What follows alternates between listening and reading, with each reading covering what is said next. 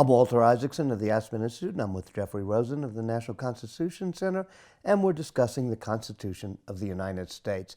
Jeff, how does it start? What does the preamble say?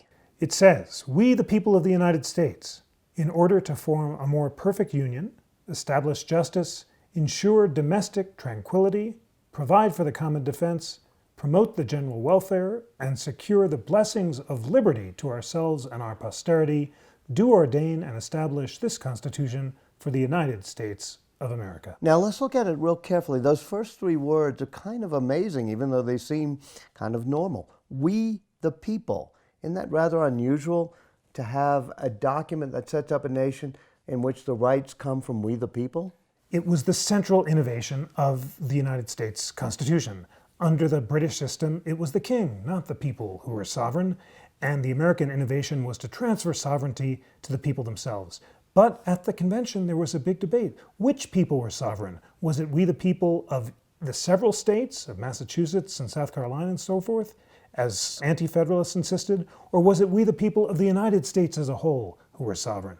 As it happened, that debate, the central intellectual debate of the Constitution, was preempted by Gouverneur Morris, who drafted this preamble. The original draft had said, "We the people of the states of South Carolina, Massachusetts, and so forth." It listed all the states, yes. But Gouverneur Morris didn't know which states would actually ratify, so he condensed it into this "We the people of the United States." Is this really the first time we call ourselves the United States in this preamble? A remarkable achievement. Remember, the Articles of Confederation, which this Constitution had been designed to supplement, was a confederation of individually sovereign states. But the Constitution created a Constitution of the United States. And it says that these are the reasons we're doing it, to form a more perfect union, establish justice. And let's look at this incredible phrase that says, promote the general welfare. When somebody asks whether a law is constitutional or not, can they invoke the phrase, promote the general welfare? Or is this really just sort of clearing the throat? You know, you can't invoke the phrase before the U.S. Supreme Court, because the court held in 1905, in a case called Jacobson in Massachusetts, that the preamble is not a source of federal power or individual rights.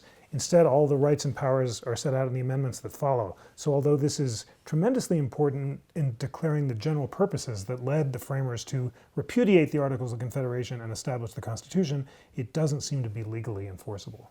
So what is the point of this preamble? The point is that the Articles of Confederation were a terrible failure. This loose confederation of sovereign states had been unable to make war, to pay the war debts, or to suppress things like debtor rebellions, like Shays' Rebellion in Massachusetts, which so alarmed the framers because it seemed to exalt the rights of debtors over creditors. So it was in order to avoid the vices of the Articles, as James Madison called them, that the framers, those convened in Philadelphia, to establish a federal government energetic enough to make war and tax, but still constrained enough to protect individual rights. Jeffrey Rosen, thank you. We'll go on to Article 1 in just a moment.